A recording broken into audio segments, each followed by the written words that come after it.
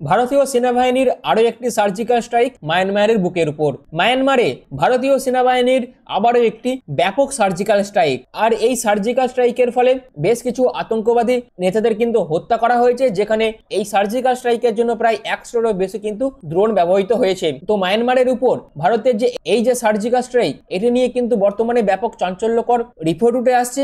সেই বিষয়ে আমি আপনাদের কাছে ডিটেলসে এই ভিডিওর মাধ্যমে আলোচনা করব। অর্থাৎ যে রিপোর্টগুলি উঠে আসছে, যেটা হচ্ছে army strikes ULFA one camps in Myanmar, top commander nine Assam among casualties. অর্থাৎ ভারতের তরফ থেকে মায়ানমারের বুকে গড়ে ওঠা উলফা ওয়ান যে সন্ত্রাসী গোষ্ঠীটি ছিল, তাদের উপর কিন্তু সার্জিক্যাল স্ট্রাইক করে তাদের টপ কমান্ডারকে কিন্তু হত্যা করা হয়েছে। তো এই বিষয়ে যা যা রিপোর্ট আসে সবকিছুই আপনাদের কাছে ডিটেলসে এই ভিডিওর মাধ্যমে আলোচনা করব। আর এরকমই ইনফরমেটিভ ভিডিও প্রতিনিয়ত পাওয়ার জন্য অবশ্যই চ্যানেলটিকে সাবস্ক্রাইব করে পাশে থাকা বেল আইকনটি অল করে রেখে দেবেন। তো hello everyone, welcome to online study YouTube channel. Online study YouTube চ্যানেলে আপনাদের সবাইকে স্বাগত।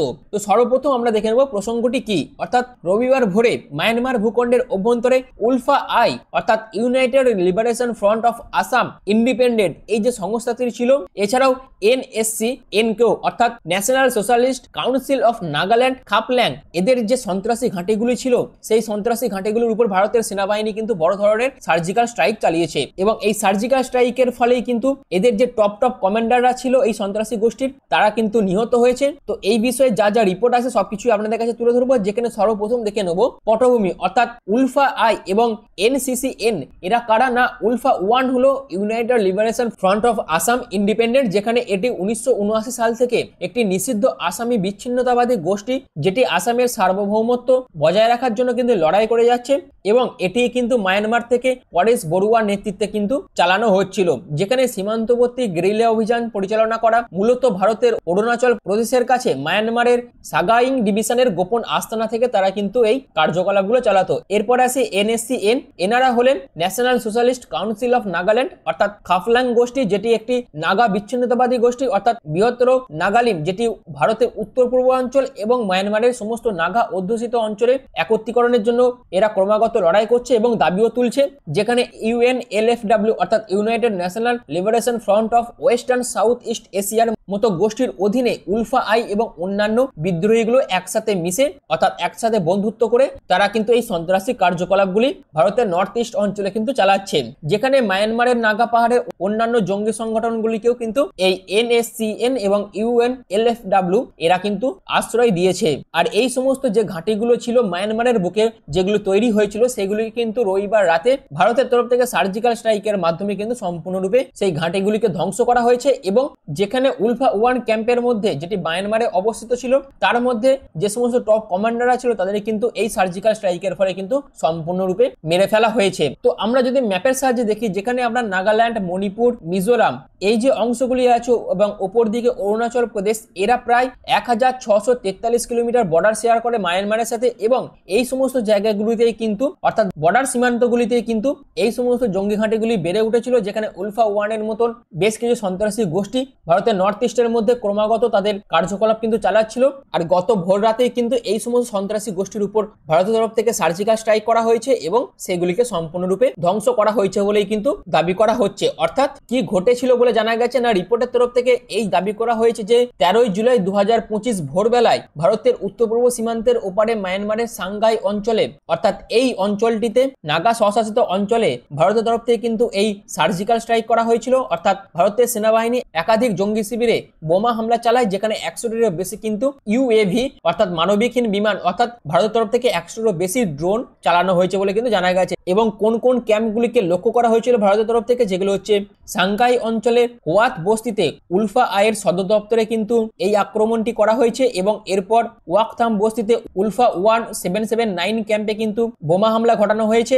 এছাড়াও এনএসসিএন কে শিবিরগুলি যেমন হুড়া, নিংরাং, চাটগা যে সমস্ত বস্তিগুলি ছিল এবং সেই সমস্ত বস্তিতে যে সমস্ত জঙ্গি শিবিরগুলো ছিল, সেইগুলির উপর কিন্তু ভারতের তরফ থেকে বোমা হামলা করা হয়েছে এবং সেখানে 100-টিরও বেশি কিন্তু ড্রোন ব্যবহার করা হয়েছে বলে জানা গিয়েছে। আর এর ফলে কি হয়েছে, অর্থাৎ উলফা আই অনুসারে 3 জন জ্যেষ্ঠ উলফা আই নেতা নিহত হয়েছেন, যাদের মধ্যে ছিলেন নয়ন মেধি ওরফে নয়ন আসাম, যিনি ডেপুটি কমান্ডার ইন চিফ ছিলেন এই সন্ত্রাসী গোষ্ঠীর, তিনি মারা গেছেন। এছাড়াও ব্রিগেডিয়ার গণেশ আসাম মারা গেছেন এবং প্রদীপ আসাম কর্নেল, এনারাও কিন্তু এই হামলার ফলে মারা গেছেন। এছাড়াও 19 জন উলফা আই ক্যাডার আহত হয়েছে। এছাড়াও নয়ন আসামের শেষকৃত্যের সময় আরো একটি ক্ষেপণাস্ত্র হামলায় আরো 2 জন জ্যেষ্ঠ নেতা কিন্তু নিহত হওয়ারও অভিযোগ রয়েছে। তো এই সমস্ত রিপোর্টগুলো কিন্তু উলফা আইয়ের অনুসারে ভিত্তিতে কিন্তু উঠে আসছে, যেখানে উলফা আইয়ের প্রকাশ্য বিবৃতি কিন্তু উঠে আসছে, অর্থাৎ এই ঘটনার বিষয়টি উলফা আইয়ের তরফ থেকে কিন্তু নিশ্চিত করা হয়েছে। এছাড়াও উলফা আই ভারতকে মায়ানমারের সার্বভৌমত্ব লঙ্ঘনের অভিযোগ এনেছেন এবং সামরিক প্রতিশোধ নেওয়ারও শপথ ঘোষণা করা হয়েছে উলফা আইয়ের তরফ থেকে। এছাড়াও এই প্রথমবারের মতো উলফা আই প্রকাশ্যে ভারতের কর্মকাণ্ডের কারণে নেতৃত্ব হারানোর বিষয়টিও নিশ্চিত করেছেন। তো এই সমস্ত বক্তব্য বা এই সমস্ত বিবৃতি কিন্তু উলফা আইয়ের তরফ থেকে প্রকাশ করা হয়েছে, যেখানে সরকারি অবস্থান অর্থাৎ ভারতের তরফ থেকে এটি কি নিশ্চিত করা হয়েছে, যেখানে এখনো পর্যন্ত 13 জুলাই বিকেল পর্যন্ত ভারতীয় সেনাবাহিনী, প্রতিরক্ষা মন্ত্রণালয়, বিদেশ মন্ত্রক কিন্তু এখনো কোনো রকম ভাবে আনুষ্ঠানিক বিবৃতি কিন্তু এই বিষয়ে দেয়নি। এছাড়াও আসামের সিএম হেমন্ত বিশ্ব শর্মা বলেছেন যে এই যে পুরো বিষয়টি এটি স্বীকৃত করা হয়েছে গণমাধ্যমের প্রতিবেদনের মাধ্যমে, তিনি জানতে পেরেছেন এবং তিনি বলেছেন আমরা এখনো আনুষ্ঠানিকভাবে কোনো রকম কারণ পাইনি, অর্থাৎ আমরা এখনো কোনো রকম ভাবে কিন্তু এই বিষয়ে ডিটেল ইনফরমেশন পাইনি। অর্থাৎ আসামের সিএম এর বক্তব্য হলো সরকারি তরফ থেকে কিন্তু এখনো কোনো রকম রিপোর্ট পেশ করা হয়নি, যা তথ্য উঠে আসে সবকিছু সংবাদ মাধ্যমের মাধ্যমে। তো এই সমস্ত তথ্যগুলি হলো ঘটনার পটভূমি, যেখানে কি কি হয়েছিল বা যে ঘটনাগুলি ঘটেছিল তার উপর বেশ করে কি কি বিবৃতি উঠে আসছিল দুই দেশের মধ্যে থেকে, সেগুলি আমি আপনাদের কাছে ডিটেলসে আলোচনা করলাম। তো এবার চলুন, এই যে ভারতের তরফ থেকে এই সার্জিক্যাল স্ট্রাইক করা হয়েছে, এই সার্জিক্যাল স্ট্রাইকের ফলে কৌশলগত তাৎপর্য কি কি থাকতে পারে, যেখানে সর্বপ্রথম আমরা দেখব কেন মায়ানমার, অর্থাৎ উত্তর পূর্ব ভারতের যে বিদ্রোহীরা ছিল তারা কয়েক দশক ধরে মায়ানমারের ছিদ্রযুক্ত জঙ্গলগুলোকে ঘাঁটি হিসেবে ব্যবহার করে আসছে। আর এই যে বিদ্রোহী বা এই যে সন্ত্রাসী গোষ্ঠীগুলি মায়ানমারের বুকে বেড়ে উঠেছিল, সেইগুলিকে ভারতীয় সেনারা মায়ানমারের সম্মতি ছাড়া কিন্তু ডাইরেক্ট বর্ডার পেরিয়ে কিন্তু তাদেরকে মারতে পারবে না বা কোনো আইনত কাজ করতে পারবে না। তাহলে এই সন্ত্রাসী গোষ্ঠীগুলিকে ধ্বংস করার একমাত্র পথই হলো ড্রোন হামলা, অর্থাৎ মনুষ্যবিহীন বিমানবাহী যান, যা ইউএফি অর্থাৎ ভারতের সেনাদের ঝুঁকি না নিয়েই গভীর অনুপ্রবেশের মাধ্যমেই যাতে সঠিক লক্ষ্য রেখে আক্রমণ চালাতে পারে, তার জন্যই কিন্তু এই ড্রোন ব্যবহার করা হয়েছিল। এবং এই যে ড্রোনটি ব্যবহৃত হয়েছিল, যেটি ইসরায়েলি নির্মিত হেরেন ড্রোন, যেটি লঘু যুদ্ধাস্ত্র যেমন স্কাই স্ট্রাইকার অথবা ভারতীয় নির্মিত যুদ্ধ ড্রোনও কিন্তু এই সার্জিক্যাল স্ট্রাইকের মধ্যে ব্যবহার করা হয়েছিল। আর এই ড্রোন হামলার ফলে অর্থাৎ এই সার্জিক্যাল স্ট্রাইকের ফলে কি ভবিষ্যতে যুদ্ধের কোনো সংকেত আসতে পারে, অর্থাৎ যদি দুই দেশের তরফ থেকে এটিকে নিশ্চিত করা হয় তাহলে এটি ভারতের প্রথম বৃহৎ আকারের আন্তর্জাতিক ড্রোন হামলা হতে পারে। যদিও ভারতের তরফ থেকে সরকারিভাবে এখনো পর্যন্ত এই বিষয়ে কোনো রকম রিপোর্ট কিন্তু পেশ করা হয়নি। এবার আমরা দেখে নেব পূর্ববর্তী অর্থাৎ ভারতের সীমান্ত ও আন্তর সীমান্ত স্ট্রাইকের ইতিহাস, যেখানে 2015 সালে হট পুরসুইট অপারেশনের মাধ্যমে NACN কে টার্গেট করা হয়েছিল। কান্ট্রি ছিল মায়ানমার এবং এর নেচার ছিল ইন্ডিয়ান প্যারা এসএফ অ্যাকশন। এরপর সার্জিক্যাল স্ট্রাইক 2016-তে JEM লঞ্চ প্যাডকে টার্গেট করা হয়েছিল পাকিস্তানে, নেচার ছিল গ্রাউন্ড এসএফ। এরপর আসি অপারেশন সানরাইজ 1 আর 2 2019 সালে হয়েছিল, যেখানে উলফা 1 NACN কে কিন্তু টার্গেট করা হয়েছিল। মায়ানমারের বুকে এই সার্জিক্যাল স্ট্রাইকটি করা হয়েছিল, যার নেচার ছিল ইন্দো মায়ানমার জয়েন্ট অপারেশনের মাধ্যমে কিন্তু এই অপারেশনটি করা হয়েছিল। এরপর বালাকট এয়ার স্ট্রাইক 2019-এ হয়েছিল। JEM ক্যাম্প যেটি পাকিস্তানে অবস্থিত সেটিকে টার্গেট করা হয়েছিল, যেখানে নেচার ছিল IAF এয়ার স্ট্রাইকস। এবং 2024 সালে যে রিউমারটি উঠে এসেছিল ড্রোন স্ট্রাইক অন উলফা 1, যেটি মায়ানমারে হয়েছিল, আর সেটিকে কিন্তু মায়ানমারের তরফ থেকে সম্পূর্ণরূপে ডিনাইড করা হয়েছিল। তো সম্প্রতি এই সমস্ত স্ট্রাইকগুলো ভারতের তরফ থেকে কিন্তু করা হয়েছিল বিভিন্ন দেশের উপর, যার মধ্যে যদি এই স্ট্রাইকটি সত্যি হয় অর্থাৎ ভারতের তরফ থেকে মায়ানমারের বুকে যে 100টি বেশিরও উচ্চ প্রযুক্তির ড্রোন ব্যবহার করা হয়েছিল এই সার্জিক্যাল স্ট্রাইকের মাধ্যমে, যেখানে সীমান্ত পেরিয়ে ভারতের প্রথম একমাত্র UAV মিশন ছিল এটি। আর এই সার্জিক্যাল স্ট্রাইকের ফলে ভারতের কূটনৈতিক ও আঞ্চলিক প্রভাব কি কি পড়তে পারে, যেখানে মায়ানমারের তরফ থেকে কি প্রতিক্রিয়া উঠে আসছে, অর্থাৎ মায়ানমারের সামরিক জান্তার পক্ষ থেকে এখনো কোনো আনুষ্ঠানিক প্রতিক্রিয়া কিন্তু পাওয়া যায়নি, এবং কি কারণে মায়ানমারের তরফ থেকে কিন্তু এখনো আনুষ্ঠানিকভাবে কোনো প্রতিক্রিয়া পাওয়া যায়নি, তার প্রধান কারণ হলো অপারেশন সানরাইজের সময় মায়ানমার যেহেতু ভারতকে সাহায্য করেছিল এই সন্ত্রাসী গোষ্ঠীগুলোকে ধ্বংস করার জন্য, সেই দিকটিকে মাথায় রেখে অর্থাৎ নিজেদের মুখ বাঁচানোর জন্য পুরো এই যে ড্রোন হামলাটি ঘটানো হয়েছে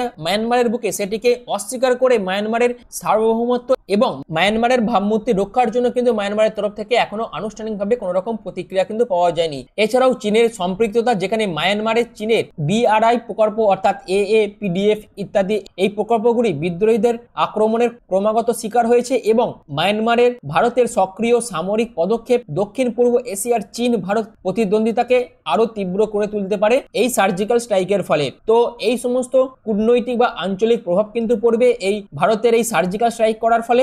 এরপর আসে এর পরবর্তী কি হতে পারে না, উলফা আই প্রতিশোধের হুঁশিয়ারি দিয়েছে, অর্থাৎ তারা ভারতের উপর প্রতিশোধ নেবে। আর উলফা আইয়ের এই প্রতিশোধের জন্য, সেই প্রতিশোধ আক্রমণের জন্য ভারতের সংস্থাগুলি সম্ভবত পাল্টা আক্রমণের জন্য কিন্তু উচ্চ সতর্ক ব্যবস্থা থাকবে এবং ভবিষ্যতে ভারত মায়ানমারে গোয়েন্দা সহযোগিতা এর ফলে আরো বৃদ্ধি হতে পারে। তো এই হচ্ছে আপাতত সংবাদ মাধ্যমে প্রকাশিত হওয়া বিস্তারিত রিপোর্টগুলো নিয়ে আমি আপনাদের কাছে আলোচনা করলাম এবং এর পরবর্তীতে পুরো বিষয়টা আলো ক্লিয়ার হয়ে যাবে যখন ভারতের সেনাবাহিনী এবং এমইএ এর তরফ থেকে অফিসিয়ালি ভাবে এই বিষয়ে আরো বিবৃতি জারি করা হবে এবং মায়ানমার চীন প্রতিবেশী বিদ্রোহী গোষ্ঠীগুলি যখন এই বিষয়ে তাদের প্রতিক্রিয়া ব্যক্ত করবে তখন এই বিষয়ে কিন্তু আরো বিস্তারিত ক্লিয়ার রিপোর্ট আমরা জানতে পারবো। তো ভারতের তরফ থেকে মায়ানমারের বুকে বেড়ে ওঠা সন্ত্রাসী গোষ্ঠীগুলির উপর যে সার্জিক্যাল স্ট্রাইক করা হয়েছে এবং তার ফলে যে সমস্ত টপ কমান্ডার মারা গিয়েছে সন্ত্রাসী গোষ্ঠীগুলির, সেই বিষয়ে যে রিপোর্টগুলো সংবাদ মাধ্যমে প্রকাশিত করা হয়েছিল সেগুলি আমি আপনাদের কাছে ডিটেলসে আলোচনা করলাম। আশা করি আপনাদের কাছে পুরো বিষয়টা ভালো লেগেছে। যদি এই বিষয়ে আপনাদের কিছু মন্তব্য থাকে অবশ্যই আপনাদের গুরুত্বপূর্ণ মতবাদ